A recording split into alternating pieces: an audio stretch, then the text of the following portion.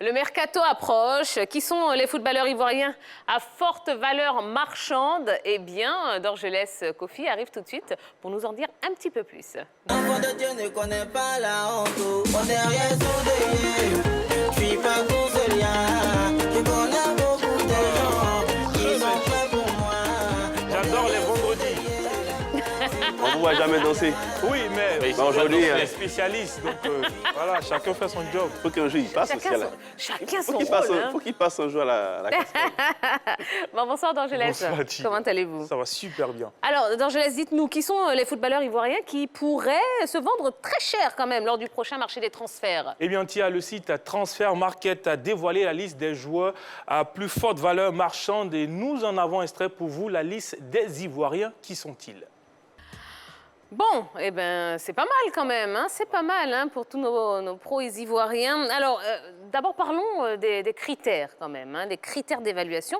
Est-ce que vous êtes d'accord avec ces différents critères? Bien sûr, bien sûr. Aujourd'hui, dans le monde du football, quand même, il faut prendre beaucoup de choses en compte avant le transfert d'un joueur. D'abord, il faut voir l'âge. Est-ce qu'on aura la possibilité d'utiliser le joueur sur plusieurs années? Ensuite, est-ce que le joueur est abonné à l'infirmerie? Parce que là aussi, ça peut véritablement compter. Est-ce qu'il joue dans un championnat? L'élément a évoqué le club, mais aussi le championnat, ça compte énormément. Il joue dans quel championnat? Comment il se comporte dans ce championnat? Et aussi, le club, bien évidemment, rentre en ligne de compte dans ces évaluations. Et aussi, les autres critères qui ont été cités. Moi, je pense que, en tout cas, ce sont des critères qui ont été bien établis pour pouvoir sur lesquels on s'appuie pour pouvoir faire le transfert d'un joueur. À ces critères, moi, j'ai envie d'ajouter la popularité ou la notoriété du joueur. Est-ce que c'est un joueur quand même qui est populaire, qui est aimé, qui est apprécié? Comment? Bankable. Oui, si tu veux, voilà. Donc, je pense qu'il faut ajouter à cela.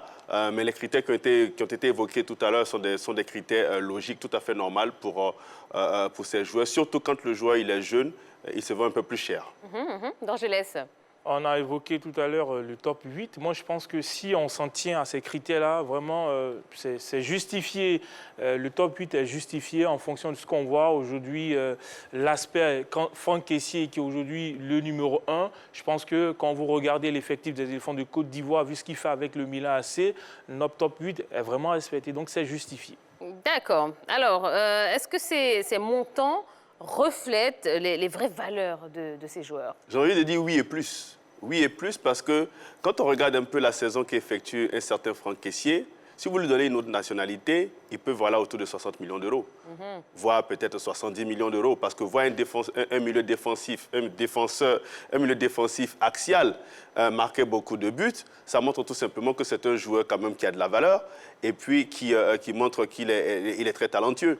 Tout simplement. Et je crois qu'aujourd'hui, eh bien, Franck Kessié, au regard de ce qu'il est en train d'accomplir, est un joueur qui mériterait plus que 50 millions d'euros. Moi, je verrais 60 ou 70. Bon, là, vous êtes en train de nous dire implicitement que finalement, sa nationalité est en train de lui faire un peu défaut. Bah oui, bien sûr, sa nationalité lui fait défaut parce que vous lui donnez une nationalité brésilienne. Là, Franck Kessié, tout de suite, sa valeur va monter. 50 millions, ce sera petit. Là, il va passer soit à 60, soit à 70. Pour un milieu défensif qui fait des progrès énormes, qui est capable là d'être meneur de jeu, qui récupère beaucoup de ballons, qui organise le jeu de l'équipe du Milan AC, tout de suite, sa valeur va grimper. Mais bon, c'est un Africain. Bon, Donc oui. La nationalité serait un critère aussi? Ah oui, oui, moi, je suis d'accord. Ça joue énormément. Vous prenez un certain... Neymar, mais 222 millions d'euros, il y a des joueurs africains qui ont le même talent que Neymar, qui n'ont pas ça. Bah, Lesquels? Bah, je peux vous citer par exemple, oui, je peux citer un Sadio Mané, il n'a rien à envier à Neymar au plan du talent. Tout à l'heure, vous avez évoqué quand même la capacité du joueur à pouvoir vendre, à être bankable, à avoir de la popularité. Quand vous comparez Sadio Mané à Neymar, c'est le jour et la nuit en termes de popularité. Neymar, quand il vient à Paris, c'est vrai, il y a un talent qui est là, mais derrière Neymar, quand même, c'est un gros coup marketing. Donc, c'est pas la même chose. C'est pas le même niveau. C'est vrai. Même au niveau du talent, il n'y a pas photo. Neymar est 10 000 fois talentueux que Sadio Mané. Ça n'engage que vous. Non, mais c'est tout. Ça n'engage que vous. Non, ça n'engage que vous. C'est vrai, peut-être. Non, ça, c'est, voilà, il va de l'appréciation de chacun. L'appréciation de chacun. Donc, je ne pense pas que... Et puis d'ailleurs, la nationalité, pour moi, ça ne compte pas. Pépé n'a pas eu besoin d'être brésilien pour être vendu à 80 millions d'euros. Osimhen n'a pas eu besoin d'être brésilien ou belge ou je ne sais quelle autre nationalité pour être vendu à 80 millions d'euros. Tout comme Naby Keïta, quand il quitte l'Allemagne pour Leipzig pour Liverpool, il n'a pas eu besoin d'être... Mais ils valent plus que ça, c'est ce que je suis en train de dire. Ils valent plus que ça. Pépé de Lille à Arsenal, pour vous, c'était combien le transfert?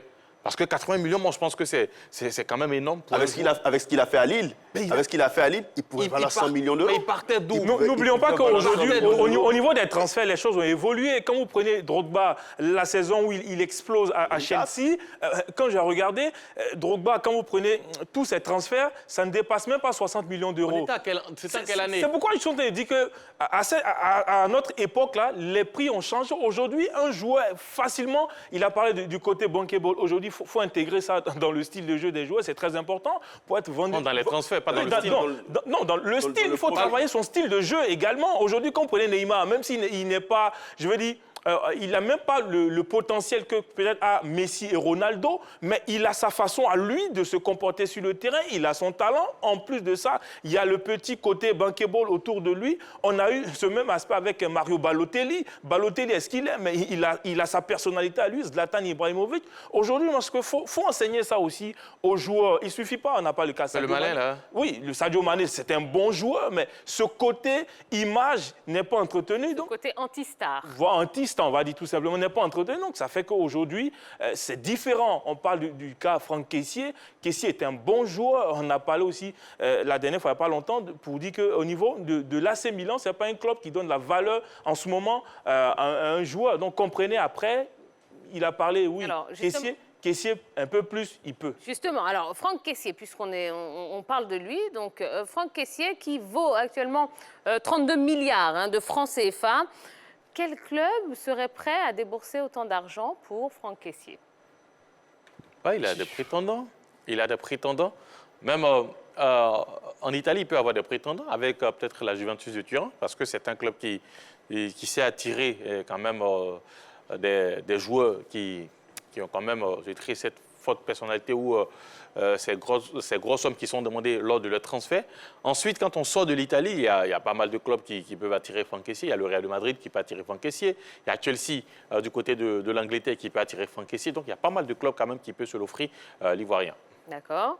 Dans le style de jeu, moi j'ai essayé. En Espagne, il y a de l'Atlético de Madrid, il a parlé du Real de Madrid. Je suis d'accord. En Angleterre, vous avez Chelsea et Arsenal, il peut jouer dans ces deux clubs. En France, je vois un seul club capable d'acheter ou bien de prendre aujourd'hui Franck Kessié, c'est le Paris Saint-Germain. Et puis en Allemagne, le Bayern Munich. J'ai opté pour ces clubs parce que le profil de Franck Kessié pourrait être compatible avec ces clubs-là. Il ne suffit pas d'aller dans un club pour aller dans un club. Mais quand vous regardez le profil de Franck Kessié, à Chelsea, il peut être ce milieu défensif box-to-box. On a eu le cas avec Michael Essien. Donc, il y a des clubs où le profil de Kessié peut intéresser et il peut progresser dans ces clubs-là. Oui, les clubs cités sont des clubs qui peuvent acheter Franck Kessié. Ça, c'est clair, ça, c'est certain. Mais je crois qu'au regard du profil, soit il reste en Italie ou il se retrouve en Angleterre. Donc, en Angleterre, par exemple, Manchester United, oui, il peut aussi évoluer dans ce club-là. Chelsea, effectivement, parce qu'il y a de la place, il pourra encore progresser dans son profil de jeu, dans son football. Mais au-delà de ça, Franck Kessié, je pense que 32 milliards, oui, il le mérite. Mais en plus de cela, il vaut plus, pour moi, je le dis. Il vaut plus et il y a des clubs qui peuvent, pourquoi pas, déposer 60 millions d'euros pour prendre Franck Kessié. Parce qu'aujourd'hui, le garçon a atteint une dimension. On en parle, mais parfois on fait la fine bouche là-dessus. Mais je le dis, il a atteint une dimension, être le patron de l'entrejeu de l'équipe, d'une équipe qui s'appelle le Milan AC. Mais c'est une équipe en reconstruction aussi. Vous me dites que c'est une équipe en reconstruction. Ça fait combien de temps que Franck Kessié est dans ce club? Là, il part vers sa 3e, 4e année maintenant. L'équipe en reconstruction, mais qui arrive à être dans le top 4 de la Série A. ça veut dire Et que... qui s'appelle le Milan AC. Et qui s'appelle le Milan AC. Ah oui, quand même, ça veut dire un que... club en reconstruction, mais ça reste quand même le grand Milan. Est-ce qu'on voit le Milan en Ligue des Champions dernièrement? Non, mais ça Mais ils vont revenir, ils vont jouer la Ligue des Champions l'année prochaine. Ah, mais c'est pas fait. Il y a un dernier match, surtout ils jouent contre l'Atalanta Bergame. Pendant ce temps, l'équipe de la Juventus derrière a la possibilité, c'est-à-dire en cas de défaite face à l'Atalanta et en cas de victoire de la Juventus, c'est le Milan qui descend de la 4e place. Donc, c'est pas encore terminé. Là, ils sont 3e. Ils sont 3e. Ils sont 3e. Et la Juventus a la possibilité de... Non, ils sont 4e, derrière l'Atalanta. Bon, très bien. Parlons de Nicolas Pepe également, hein, puisqu'il est arrivé à Arsenal pour 52 milliards de francs CFA. Oui, c'est compréhensif, c'est vrai. Nicolas Pepe quand même fait une bonne fin de saison avec l'équipe d'Arsenal. Les performances ne sont pas à la hauteur plutôt des attentes. Donc, c'est normal qu'aujourd'hui, la valeur marchande de Franck Kessié baisse. De Pepe, pas Franck Kessié.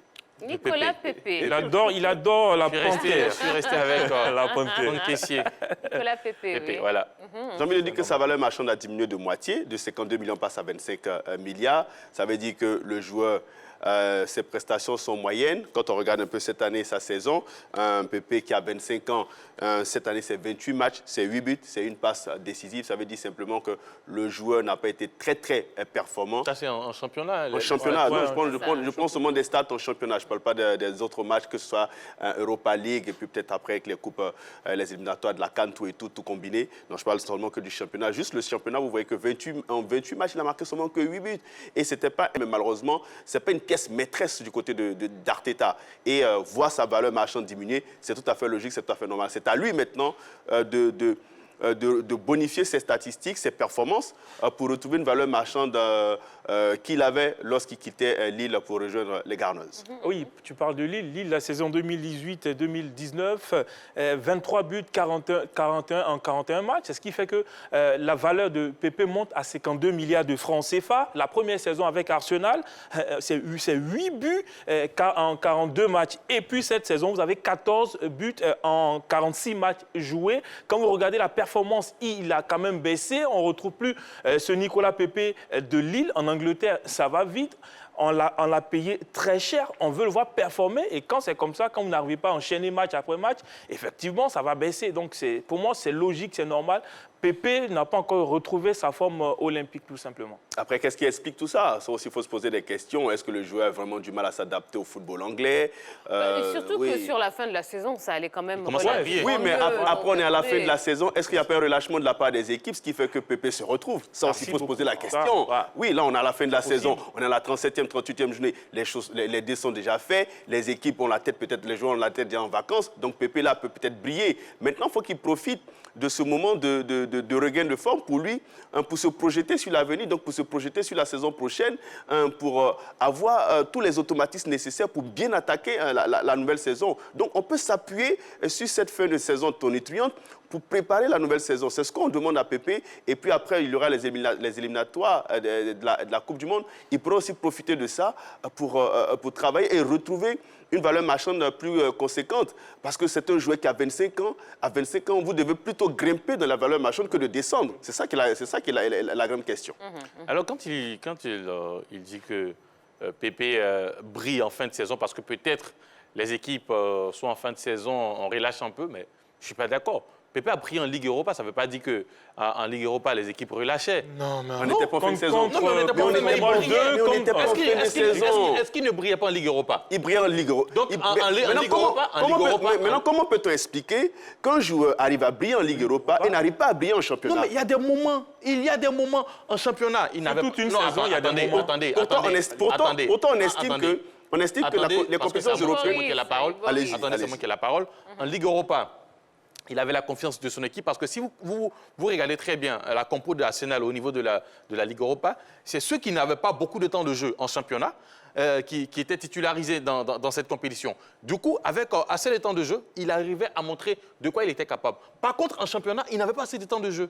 Il n'avait pas assez de temps de jeu. Et là-bas, souvent, Bukayo Saka et autres étaient préférés à Nicolas Pepe. Comment peut-il briller et quand on n'a pas beaucoup de temps de jeu, quand on n'est pas constamment aligné dans une équipe. Moi, je pense qu'au niveau du championnat, il n'y a pas eu cette confiance-là que l'entraîneur lui a accordée au niveau de la Ligue Europa. Vous allez voir qu'en fin de saison, parce que vous constatez qu'en fin de saison, vous parlez des équipes qui ont relâché maintenant, en Angleterre, tout le monde se bat jusqu'à la dernière journée pour ne serait-ce qu'accrocher une bonne place au niveau du classement final pour la manne financière, parce que c'est très important dans ce championnat. Et puis, quand vous allez vous regardez, Arsenal se bat pour rester toujours au niveau des places qualificatives pour la Ligue Europa. Donc, ne me dites pas que les équipes ont relâché du côté de l'Angleterre, c'est pas possible. D'accord. Il y a quand même le mot de la fin. Non, il y a quand même possibilité. Les équipes peuvent relâcher. Et quand vous prenez Crystal Palace et autres, non. Mais les 3 derniers matchs de l'équipe d'Arsenal, c'est les équipes qui étaient déjà qualifiées, qui jouaient le milieu de tableau. Donc, il n'y a pas trop d'enjeu. Là, on va dire, on a lâché les gaz. Pépé s'est exprimé. Comme Yves Boris l'a dit, c'est de continuer sur cette lancée-là et puis de bien se comporter au niveau de l'équipe nationale et puis se projeter pour la saison prochaine. Merci, coach d'Angeles. Merci. Je vous en prie. Allez, on va marquer la première pause. Dans un instant, eh bien, on va se retrouver. Oui, on a quand même pas mal de choses dont on doit vous parler. Je vais vous rappeler la question LGT de ce soir. Lille et l'Atlético Madrid seront-ils respectivement champions de France et d'Espagne? Eh bien, vous pouvez aller sur la page Facebook de la 3 pour vous exprimer. Vous nous laissez juste un petit commentaire sous la publication. Et nous, on se fera un plaisir de vous lire. Allez, ne bougez pas, on se retrouve juste après et puis on accueillera également notre invité. À tout de suite.